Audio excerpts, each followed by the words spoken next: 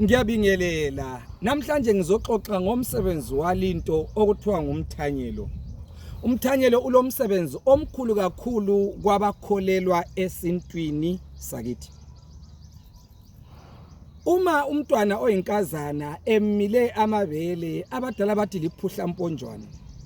Kodwa engamila amabele esesemncane, lawo mabele kuthiwa ngamamila mlotha.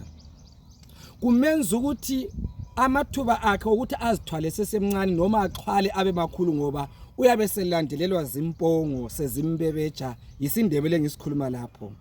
Kwakulemzamo eyayisenza ukuthi amabele lawo aphinde abe ngekho ukwenzela ukuthi umntwana akhule hlezaza aqede isikolo afuna ukwenza nje akuqede anduba alandelelwe ngamajaha. Bekuthathwa umthanyelo bese kusithi ogogo kuyagudlana lapha, abanye bathoyisekazi kodwa kuthiwa ugogo osekhulile labana abangasaya emacansini bayathatha umthanyelo. Uma kusihlwa noma ekuseni empondo zankomo bamthanyele umntwana.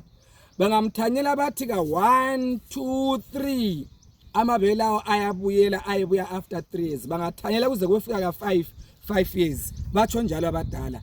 Uma sebemthanyelile umthanyelo lwana kuthiwa usetshenziswa yisalukazi. Uma ethanyelwe yisalukazi esingasiso salapha ekhaya, lo mthanyelo uyajikijelwe egangeni awuthathwa. Abadala bathi umthanyelo kawubolekwana.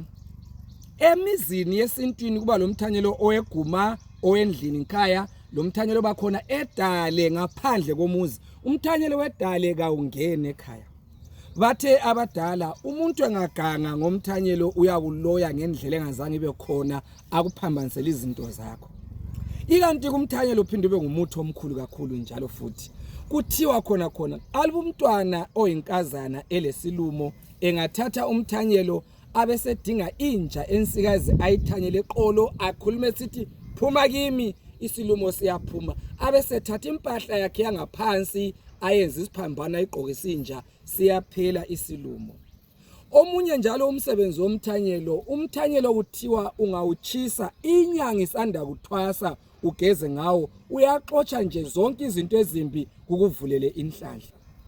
Ake ngithi umntwana maye esanda kuzalwa kuthiwa abadala bamtshengisa inyanga bethi khangela unyane wenu, khangela uso wenu, khangela omnye wakho. Uma etshengisa inyanga utshengiswa ebanjiswe umthanyelo, kuyamenzela ukuthi kumvulele inhlanhla isipho azelwe elaso sibe khona sidlondlobale. Ungakhohlwa ukuthi ogeza ngomlotha womthanyelo ukwenza inyanga ithwasile hayi ifile. Umntwana omncane ongumfana kuthiwa ungamchaya ingalo ngesidindi somthanyelo uba lamankoromera, uyalwa okungazange kube khona. Umthanyelo omdala kuthiwa ungawuchisa uthatha umlotha unathe, lo mlotha uyelapha izifo, kodwa kubo mama welapha labana abalomkhuhlane okuba semfuleni okwesikhathi eside. Ungakhohlwa njalo ukuthi umuntu ongumama noma ngithi intombi eyakwenda lo dadewabo imphelekezela kuthiwa ngumthanyelo. Abakwazi isintu kuthiwa unakalobhengula uflatha wayengumthanyelo. Ngithemba bakithi abantu bazwisisile ngomsebenzi walinto. Umthanyelo kuthiwa kawubolekwana. Umuntu ngabone eboleka umthanyelo uvame ukuba ngumuntu ogangileyo. Ngiyabonga kakhulu bakithi uxhaso lwenu. Uyaluthanda lolu hlelo lwesintu sethu. Faka ulike, faka icomment, ushare. Ngizahlala ngilithanda umhlaba uzuphela.